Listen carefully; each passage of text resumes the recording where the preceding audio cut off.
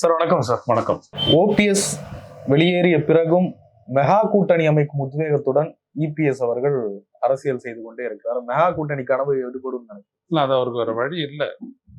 ஏன்னா அவங்களுக்கு தெரியும், பாரதிய ஜனதா அஇஅதிமுக கூட்டணி அப்படின்றது இவங்க கணக்கு போடுற அளவுக்கு வலிமையானது இல்லை. அதாவது இவங்க மக்கள்கிட்ட சொல்ற அளவுக்கு வலிமையானது இல்லைன்றது அவங்களுக்கே தெரியும். என்ன காரணம்னு கேட்டிங்கன்னா, நம்ம ஏற்கனவே சொன்னேன்னு நினைக்கிறேன், பாஜக ஓட்டு 100% அதிமுகவுக்கு டிரான்ஸ்ஃபர் ஆகாது. அதிமுகனுடைய ஓட்டுல பாதி கூட பாஜகவுக்கு போகும். காரணம் என்ன அப்படின்னா, இந்த ரெண்டு கட்சி கொள்கை ரீதியா நேர் எதிர் நிலையில இருக்கிறவங்க. சமூக நீதினா எதிரி, மதச்சார்பு என்னன்னா மதச்சார்பு, தமிழ்நாட்டினுடைய மாநில உரிமைனா அதுக்கு எதிர்ப்பு, இப்படி பல்வேறுபட்ட விடயங்களை. இன்னொரு விஷயம் என்னன்னா, பாஜகவோட கூட்டணி சேர்ந்தனால அதிமுக வந்துட்டு ஒரு சாதகமற்ற நிலையில இருக்கு, டிஸ்அட்வான்டேஜஸ் பொசிஷன். எப்படி அப்படின்னா, தமிழ்நாட்டுக்குன்னு எதையுமே செய்யாத ஒரு கட்சி தான், ஆட்சி தான் பாஜக, அது மோடிது அப்படின்றது தமிழ்நாட்டு மக்கள்கிட்ட நிலை பெற்ற ஒரு உண்மை. அதுல எந்த அடிப்படையில இவங்க ரெண்டு பேரும் சேர்ற கூட்டணி வலிமையானதுன்னு அவர் எடப்பாடி சொல்றாரு. ஸோ எனவே அவர் வந்துட்டு ஒரு மெகா கூட்டணி, ஒரு பிரம்மாண்ட கட்சி எங்க கிட்ட வரும்னு சொல்லிட்டு அந்த எதிர்பார்ப்புல அவர் கட்சியை ஓட்ட வேண்டிய நிலையில அவர் இருக்காரு. அதனால அவர் சொல்றாரு. ஆனா இவங்களுடைய கட்சி இப்போ இப்போ அவர் போட்டுருக்கிற பிரச்சார பயணத்துல பாத்தீங்கன்னா நல்ல கூட்டம் சேருது, நிறைய இருக்குது. அது சேர்க்கப்பட்டதோ சேருதோ ஏதாவது ஒண்ணு அப்படியே நம்ம எடுத்துக்கிறோம், பாக்குற படத்தை வச்சு எடுத்துக்கிறோம். அது வந்துட்டு இவங்க வெற்றி பெறுவாங்க அப்படின்ற ஒரு எண்ணம் ஏற்படும் போதுதான் மற்ற கட்சிகள் இவங்களுடைய கூட்டணிக்கு வருவாங்க. இவரு பாஜகவோட கூட்டணி இவங்க இருக்கிறது வரைக்கும் விஜய் அங்க வர்றதுக்கான வாய்ப்பே இல்லை. ஏன்னா அவங்க வந்துட்டு ஒரு கொள்கை வரையறையை வச்சு அது அடுத்த திருத்தமா பலமுறை ஒண்ணுக்கு பலமுறை சொல்லிட்டாங்க. எனவே அது வாய்ப்பு இல்லை. அப்ப என்ன ஆகும் அப்படின்னா, குறைஞ்சபட்சம் இந்த 4 முனை போட்டின்றது வரும். ஆனா இன்னும் ஒரு ஆபத்து என்ன அப்படின்னம்னா, இப்போ தேச ஜனநாயக கூட்டணியில இருந்து வெளியேறி இருக்கக்கூடிய ஓபிஎஸ் அவர் மாநாடு நடத்தி அவர் ஒரு கட்சியை ஆரம்பிச்சு அந்த கட்சியோட தினகரனும் வந்து அவங்க விஜயோட கூட்டணி வச்சு அந்த கூட்டணியில ராமதாஸ் கட்சியை சேர்ந்தது அப்படின்னா அது திமுகவுக்கு ஒரு பெரிய சவாலாக இருக்கும். அதே மாதிரி எடப்பாடி பாஜக அந்த கூட்டணிக்கும் பெரிய சவாலாக இருக்கும். ஆனா அது நிகழணும். ஏன்னா விஜய் சொல்லக்கூடிய நான் தான் முதல்வர் அப்படின்றத வந்துட்டு ஓபிஎஸ் சேர்த்துக்க மாட்டார். சோ அது எப்படி அது நடக்குது அப்படின்றத பொறுத்திருந்து பார்க்கணும். இல்ல விஜய் நோக்கி ஓபிஎஸ் முதல் அடி எடுத்து வைப்பார் அப்படின்ற மாதிரிலாம் பேசப்பட்டது. ஏன் போகல? இல்ல வராதுங்க. அது காரணம் அப்படின்னம்னா, 3 முறை முதலமைச்சராக இருந்தவர், ஒரு ஸ்டேட்டஸ்ல அவர் வந்துட்டு பாலிடிக்ஸ்ல மேல இருக்கிறார். விஜய் இன்னைக்குதான் அரசியலுக்கு வந்திருக்காரு, நம்ம மக்கள்கிட்டே போல நிரூபிக்கல, அது ஒன்றும் ஆகல. அவர் வந்துட்டு விஜயனுடைய இதை ஏத்துக்கிறதுன்றது அது இன்னொரு விதத்துல பிஜேபி தான், சூசைடு தான் அவருக்கு. எனவே அவர் அதை பண்ண மாட்டாரு. இல்ல வேற ஆப்ஷன் இல்லைல்ல. இல்ல ஆப்ஷன் வேற இல்லைன்னு நம்ம இன்னைக்கு உட்காந்து சொல்ல முடியாதுன்ற.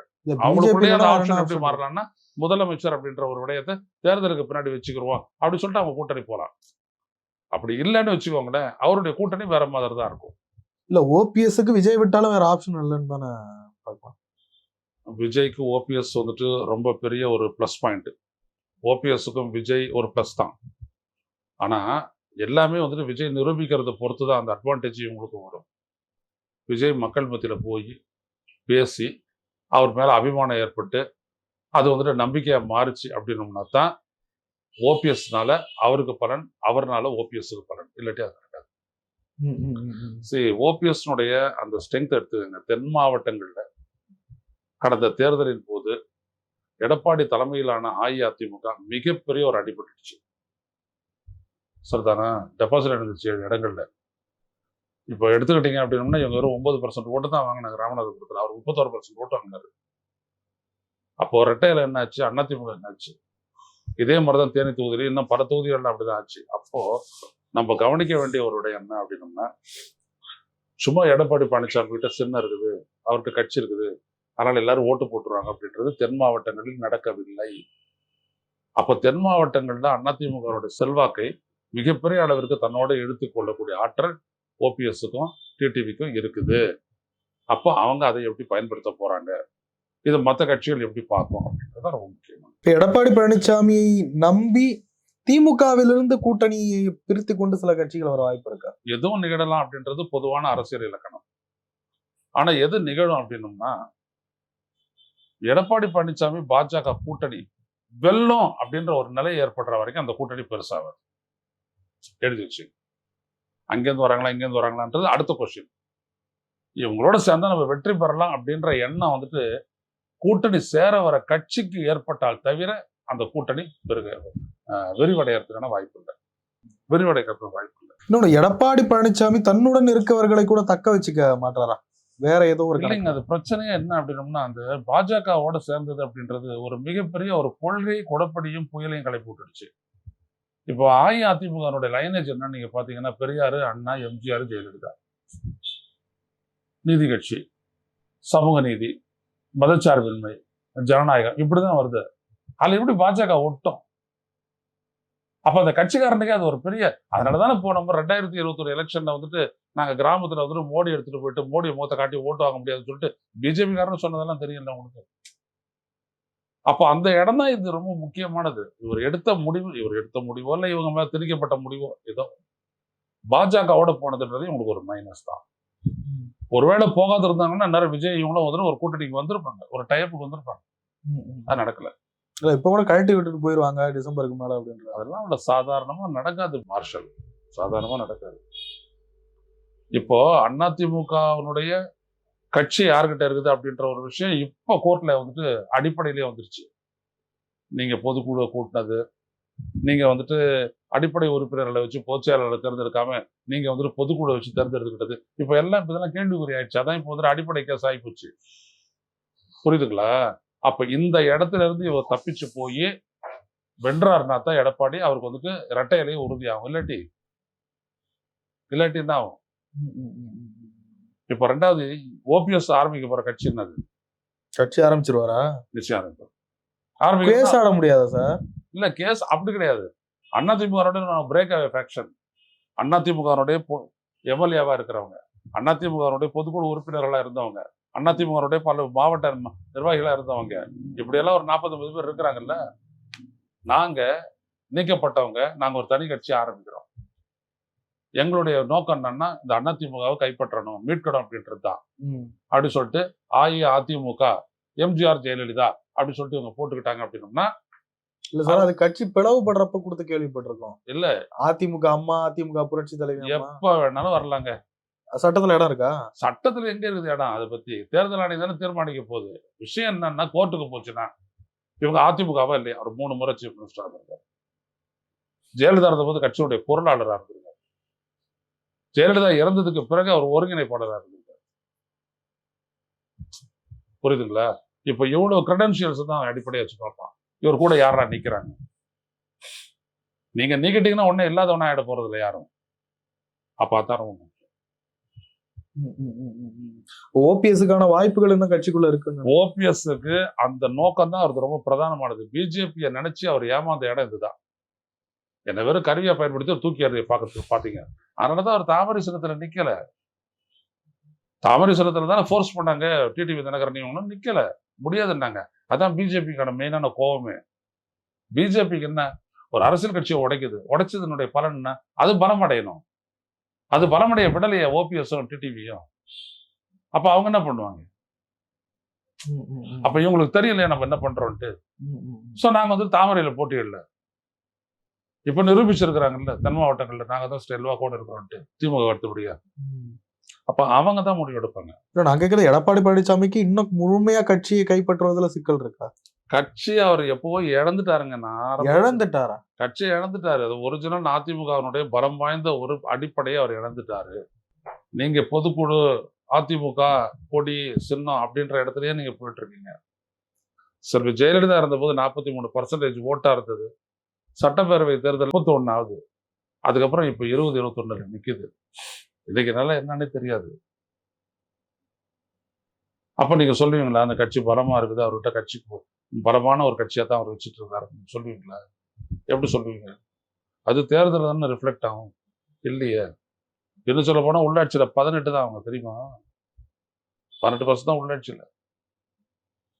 சோ எடப்பாடியினுடைய செயலிங் வந்துட்டு அவ்வளவு ஒன்றும் ஸ்மூத்தா எங்க போச்சு அந்த பேஸ்? அவர் பண்ணதே என்னன்னா, தவறு பண்ணதே என்ன அப்படின்னா, கட்சியினுடைய அமைச்சர் சதைக்கே விட்டுருக்க கூடாது. அதாவது சசிகலாவையோ இல்ல ஓபிஎஸ்ஸையோ நீங்க வந்துட்டு நிராகரிச்சிருக்க கூடாது. அவங்கள வச்சிருந்திருக்கணும். வச்சுக்கிட்டு அரசியல் பண்ணியிருந்தாருன்னா இன்னைக்கு அவர் பவர்ஃபுல்லாக அன்டிஸ்பியூட்டடாகவே இருக்கு. ஏன்னா சீஃப் மினிஸ்டர் 4 வருஷம் இருந்து வரல, அவ்வளோதான். ஆனால் அது நடக்கலை, யாரையுமே சேர்க்கல. அவர் போனவங்க போனதா அப்படின்ட்டாரு. புரியுதுங்களா? ரெண்டாவது விஷயம், எப்படி பொதுச் செயலாளர் பதவிக்கு போட்டியிடணுன்றதுக்காக அவர் கொடுத்துருக்கக்கூடிய வரையறை எல்லாமே இன்னைக்கு வந்துருக்கு கேள்விக்குரியதாகிடுச்சு இல்லை? அப்ப என்ன இருக்குதுல்ல? தொண்டர்கள் முழுசா எடப்பாடி பழனிசாமி பக்கம் இல்ல அப்படின்றத நீங்க மறுபடியும் தொண்டர்கள் அஇஅதிமுக தொண்டர்களுக்கு அதான் அவனுடைய லைனேஜ் சொல்ல வரேன். பெரியாரு, அண்ணா, எம்ஜிஆர், ஜெயலலிதா அவங்க வந்த பாதை, அவங்க முன்னெடுத்த கொள்கை அதெல்லாம் எடப்பாடிக்கு வந்துட்டு அந்நியப்பட்டு நிற்குது. அவர் கட்சி கொடியை வச்சுக்கிட்டு அவர் வந்துட்டு சின்னத்தை வச்சுக்கிட்டு அவர் விளையாட பார்க்கிறாரு, நடக்காது. அதனாலதான் ஒரு இடைத்தேர்தலை கூட நிக்கிறதுக்கான துணிவு அவர்கிட்ட இல்லை. நீங்க விக்கிரவாண்டியில போட்டிட்டு இருக்க வேண்டியதானே? 2வது முறையா நடந்த ஈரோடு கிழக்கு தேர்தலில் நின்று இருக்க வேண்டியதானே? நிக்கிறதுக்கு திராணி இல்லை. என்னது காரணம்? எது உங்களை பலம் இழக்க செய்தது? நீங்க எடுத்த முடிவு தான். நீங்க ஓபிஎஸ் ஒரு தனி மனிதனான நினைக்காதீங்க. டிடிவி தனிச்சு நின்று அதிமுகவுக்கு எதிராகவும் நின்று கடந்த 2019 மக்களவைத் தேர்தலில் 22 லட்சம் ஓட்டை வாங்கினவர். இதெல்லாம் யாருடைய ஓட்டு? அதிமுக ஓட்டு இல்ல? அப்புறம் இதுல இன்னொரு விஷயம் சொல்றாங்க. ஓபிஎஸ் அவர்கள் அண்ணா அறிவாலயம் சென்று வந்த பிறகு, முதலமைச்சரை சந்தித்த பிறகு அதிமுக தொண்டர்கள் ஒரு காலத்துல திமுக எதிர்ப்பு அப்படின்ற நிலைப்பாட்டுல உறுதியா இருந்தாங்க, இப்பெல்லாம் மாறிடுச்சு. அது எங்கேயாவது திராவிட இயக்கம் இல்ல ஐயா. அதாவது அதான் லைனேஜை நான் சொன்னேன். அதாவது எம்ஜிஆர் அப்படின்றத மறந்தவனா ஒரு அதிமுக தொண்டை இருக்க மாட்டான். புரியுதுங்களா? அந்த மாதிரிதான் இந்த ஆண்டையும் அண்ணாவையும் கலைஞரையும் மறந்தவன் திமுக இருக்க மாட்டான். இவங்களுடைய பிழைப்புவாதம் அதெல்லாம் வேற கதை, விட்டு தர மாட்டாங்க. ஸோ இவரும் வந்துட்டு திமுக சைடுக்கு போக முடியாது. ஏன்னா எதிர் அரசியல் பண்ணியே இவங்க வந்துட்டு பழக்கப்பட்டு போனவங்க. அப்படிப்பட்ட ஒரு அடையாளத்தோட தான் அவங்க அரசியல் இன்னைக்கு பண்ண முடியும். அந்த அடையாளத்தை விட்டுட்டு வர முடியாது. ஆன்டி டிஎம்கே அப்படின்றத விட்டுட்டு எந்த அதிமுக காரனும் வந்துட்டு வர முடியாது. இல்ல, திராவிடம் இப்போ தலைமை இல்லையே. எம்ஜிஆர் சொல்லிட்டு போனார் தீய சக்தின்னு. தலைமை இல்ல, எம்ஜிஆர் சொல்லிட்டு போட்டோம், தலைமை இல்ல. அதனால என்ன பண்ண முடியும்? நீங்க வந்துட்டு அன்வர் ராஜா இல்ல, அதுக்குன்னு பிஜேபி ஏத்துக்க முடியாது இல்ல? முடியாதுங்க ஐயா, பிஜேபி ஏத்துக்க முடியாது. பாருங்க, அன்வர் ராஜா போனார் அப்படின்னா, அன்வர் ராஜா வந்துட்டு அந்த தொகுதியில இருக்கக்கூடியவங்க ஓரளவுக்கு வெளியில செல்வாக்குள்ளவர். ஆனா ஓபிஎஸ் அப்படி இல்லையே. ஓபிஎஸ் முதலமைச்சரா இருந்தவர், ஜெயலலிதாவுக்கு நம்பர் 2 இருந்தவர். அவரை நீங்க அப்படியே ஒரு கிள்ளிக்கரை மாதிரி தூக்கி வெளில போட்டதுன்றதான் மிகப்பெரிய தப்பு எடப்பாடி செஞ்சது. அவருடைய நிலைநிறுத்திக்க பார்ப்பார்ல. எடப்பாடி நீங்க நிலைநிறுத்திக்க பாக்குறீங்க, உங்களை நம்பது அதே தானே அதிகம் அவர் செய்வார் ஓபிஎஸும். That is very important. Vijay அவர்கள் அடுத்த மாநாட்டுக்கு ஆயத்தமாகிவிட்டார். 21ஆம் தேதி ஏற்பாடுகளும் தீவிரமா நடந்துட்டு இப்படி பாக்குறீங்க. என்ன சொல்ல போறாரு? அந்த அக்டோபர் மாநாட்டுல கொள்கை பிரகடன மாநாடு. ஸோ கொள்கை பிரகடனம் பண்ணோடனே ரைட்ஃபுல்லா முடிஞ்சு போச்சு. இப்ப என்ன சொல்ல போறீங்க? தேர்தல் பிரச்சாரத்துக்கு ஒரு முன்னோட்டமான மாநாடா பார்க்கலாம். திமுக ஆட்சியை விமர்சிக்கலாம், மக்கள் பிரச்சனைகளை முன்வைக்கலாம். இது வரைக்கும் அந்த அக்டோபர்ல இருந்துட்டு இந்த ஆகஸ்ட் வரைக்கும் எவ்வளவு போராட்டத்தை முன்னெடுத்தீங்க, எவ்வளவு கட்சியை கட்டமைப்பு கட்டினீங்க, எவ்வளவு தூரம் மக்கள் கிட்ட போயிட்டீங்க? இல்ல, கட்சியை பலப்படுத்திட்டு வந்தாங்க சார். நடக்கலையா? அப்படி நடக்கல. கட்சியை பலப்படுத்துறது அப்படின்றது என்ன அப்படின்னா, ஒரு தெருவுக்கு அந்த கட்சி இருக்கணும். நீங்க ஒண்ணு வேண்டாம், பெருசாலாம் நீங்க எல்லாம் பேச வேண்டாம். நீங்க எந்த தெருவில் வசிக்கிறீங்களோ அந்த இடத்துல தாவேகா இருக்கான்னு பாருங்க. திமுக இருக்கும், அதிமுக இருக்கும், நாம் தமிழர் இருக்கும், பாருங்க. இன்னைக்கு பிஜேபியும் பலம் இல்லை அப்படின்னோம்னா, ஏன் தமிழ்நாட்டில் வேறொன்றலன்னு எப்படி சொல்றோம்னா, அங்க பூத்துல உட்காரத்துக்கு ஆள் கிடையாது. அதுக்கு தான் அதனுடைய அர்த்தம். ஒரு கட்சிக்கு ஒரு தெருவில் ஒரு 10 பேர் இருக்கணும். அந்த 10 பேர் தான் கட்சியை முன்னெடுப்பான். பெரிய பேனர் போட்டு அதுல நிறைய தலைகளை போட்டோம்னா அது கட்சி ஆயிடாது. அது மன்றத்து ரசிகர் மன்றத்தினுடைய கூத்து. அது கிடையாது. நீங்க உங்களுடைய கட்சியினுடைய அமைப்பு ஒரு கிராமத்தில் இருக்கக்கூடிய ஒரு வார்டுல கூட இருக்கணும். அப்படி இருந்துன்னா தான் நீங்க மாநாடு போடலாம். நீங்க முதல்ல மாநாடு அறிமுக மாநாடு எவ்வளவு ஆர்வத்தோட வந்தாங்க. இந்த முறை அது வர்றாங்களான்றது முதல்ல பாருங்க. அதுல இருந்து புரிஞ்சு. 2வது, கட்சி கட்டமைப்புல இருக்கக்கூடிய குளறுபடிகளை நீக்குவதில் வந்துட்டு விஜய் மிகப்பெரிய அளவுக்கு ஃபெயிலியர் ஆயிட்டாரு. காசு கொடுத்தா பதவி, எவ்வளவு குற்றச்சாட்டு வந்துச்சு. அதுல அவருடைய பேச்சு என்னது? ஒண்ணுமே கிடையாது. அப்ப எப்படி அந்த தொண்டன் வந்துட்டு உற்சாகமா வந்துட்டு இவருக்காக எல்லாத்தையும் கொடுக்குறேன் அப்படின்ற ஒரு நிலைக்கு வருவான்? வாய்ப்பே இல்லை. அப்ப ஒரு நடத்தக்கூடிய மாநாட்டினுடைய நோக்கம் அப்படின்றதெல்லாம் ஆட்சியை பிடிக்கிறது, திமுக திட்டுறது அப்படின்னா அதுக்கு மாநாடு தேவையில்லை. மாநாடு தேவையில்லை. மாநாடு அடிப்படையான உங்களுடைய தீர்மானம் பட தெரியலைங்க தாவேக்காக்கு, அப்புறம் என்ன சொல்லுவீங்க? கத்துக்கிட்டு வராங்க சார். மக்கள் அந்த அளவுக்கு உன்னிப்பா கவனிப்பாங்களா? மக்களுக்கு உங்க மேல நம்பிக்கை உங்க குடும்பத்து மேல, உங்க குடும்பத்துல உங்களுக்கு நம்பிக்கை ஏற்படணும்னு நீங்க என்ன பண்ணுவீங்க? வேலை செய்வீங்க, சம்பாதிப்பீங்க, எப்படி செலவு பண்றான்றது பார்ப்பாங்க. அப்பதான் அவங்க மேல நம்பிக்கை ஏற்படும். அதே மாதிரிதான் விஜய். அவர் நம்மளோட அம்சம் எதிர்கொள்ளக்கூடிய பிரச்சனைகளை இவர் எப்படி பாக்குறாரு, என்ன இதுக்கு தீர்வை தருவாரு அப்படின்ற இடத்துக்கு தான் வருவாங்க மக்கள். நம்ம நினைக்கிற மாதிரி படிக்காதவங்க, பாமரமானவங்க விஜய் பார்த்தா அப்படி அதெல்லாம் எதுவுமே கிடையாது. மைண்டை பொறுத்த வரைக்கும் நான் சொல்ல வரேன், it keep on changing and keep on improving. மனசு நிலையற்றது அப்படின்னு சொல்றது காரணம் அது மாறிக்கிட்டே இருக்கும், உயர்ந்துகிட்டே இருக்கும். அப்போ அந்த மைண்டுக்கு நீங்க எந்த விதமான ஃபீடு, அரசியல் ரீதியாக ஃபீடு கொடுத்துருக்கிறீங்க அப்படின்றத பொறுத்து தான் அந்த மாற்றம் வந்து உங்களுக்கு சாதகமா வரும், இல்லாட்டி வராது. இல்ல மாநாட்டை தெளிவா பண்ணணும். விவசாயி இருக்காங்க, தொழிலாளர்கள் இருக்காங்க, ஐடி போன்ற ப்ரொஃபஷன்ஸ் இருக்காங்க, சர்வீசஸ் இருக்கு, அரசு ஊழியர்கள் இருக்காங்க, ஆசிரியர்கள் இருக்காங்க, பெண்கள் இருக்காங்க, ரைட்டுங்களா, ரசிகர்கள் இருக்காங்க. இதுல உங்களோட யார் இருக்கு? ரசிகர். அது தவிர இல்லையே. ஒரு தொழில் இருக்கக்கூடிய அந்த ஃபேமிலிஸ் மட்டும் பார்த்தீங்க அப்படின்னா பல லட்சக்கணக்கானவங்க இருக்காங்க. கசவு, பானை, இந்த மாதிரி தொழில்களை செய்யக்கூடியவங்க பல லட்சக்கணக்கில் இருக்காங்க. ஒரு அசோசியேஷன் தான் திறந்திருக்காங்க. அங்கெல்லாம் விஜய் எல்லாம் எட்டவே இல்லை. ஏன்? அவங்க இவரோட நோக்கி வரல. ஏன்? நம்பிக்கை ஏற்படல. அவ்வளவுதான். இன்னும் டைம் இருக்குல்ல. மேபி ஆகஸ்ட்ல இருந்து அவர் பண்ணக்கூடிய அந்த முயற்சிகள் வெற்றி பெற்று மிகப்பெரிய அளவு மக்கள் கிட்ட போய் அவர் வந்துட்டு ஏப்ரல் மேக்குள்ள ஒரு பலம் வாய்ந்த சக்தியை மாறலாம். அந்த பாசிபிலிட்டி இருக்கு. I agree. இரண்டாவது இடத்துக்கு வரக்கூடிய அந்த ஒரு ஏதாவது வாய்ப்பாக சார் அதெல்லாம் ரொம்ப சாதாரணமா இல்ல மார்ஷல். ரெண்டாவது இடம்ன்றது ஒரு சாதாரண இடம் நினைக்கிறீங்க. அவங்க கற்பனை பண்ணிட்டு இருக்காங்க. நீங்க ரெண்டாவது இடத்துக்கு அவன் கற்பனைன்றது வேற. நீங்களே கற்பனைன்னு சொல்லிட்டு, அதாவது கற்பனை கணக்கு எல்லாம் வேற. நான் சொல்லக்கூடியது என்னன்னா, உங்களுக்கான பாப்புலர் பேஸ் இருக்கணும். சார் எம்ஜிஆர் வந்துட்டு கட்சியிலிருந்து வெளியேறும் போது அவர் வந்துட்டு 2 டைம் எம்எல்ஏ சார். அவரு 3 தடவை எம்எல்ஏ அவரு இல்லையா? 62ல, 67ல, 71ல எம்எல்ஏவா இல்லையா? ஸோ அவரு பிரம்மாண்டாங்க. அவரு அந்த இடத்துல நீங்க விஜயை பொருத்தியே பார்க்க முடியாதுங்க. 10% கூட வர மாட்டாரு. ரொம்ப கஷ்டம். எம்ஜிஆர் போராட்டங்கள் எல்லாம் நடத்திருக்காரு தெரியுங்களா?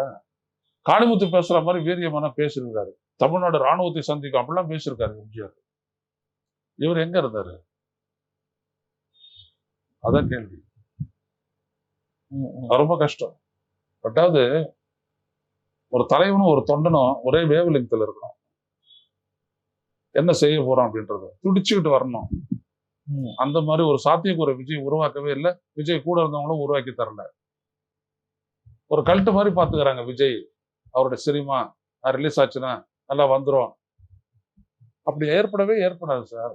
Man is a thinking being. நான் சிந்திச்சுட்டே இருப்பான். ஒரு இடத்துல சிந்திப்பாங்க. இப்ப இவ்வளவு தூரம் நடக்குது பீகார்ல எல்லாம். ஏன் அதை பத்தி தாவேக்காக்கு அறிக்கை வரல? அவங்களுக்கு அதை பத்தி ஒண்ணும் தெரியாது. as simple as that. ராகுல் காந்தியோட குற்றச்சாட்டை சொல்றாரு. ஏன் அதை பத்தி ஒண்ணும் சொல்ல தெரியாது. அப்புறம் இவங்களை எப்படி மக்கள் வந்து வாக்களிப்பாங்கன்னு நீங்க நினைக்கிறீங்க? சொல்லுங்க. முடியாது. அறிவார்ந்த அரசியல் கடை சார் இது. அவ்வளவு சாதனமும் முடியாது. நன்றி சார்.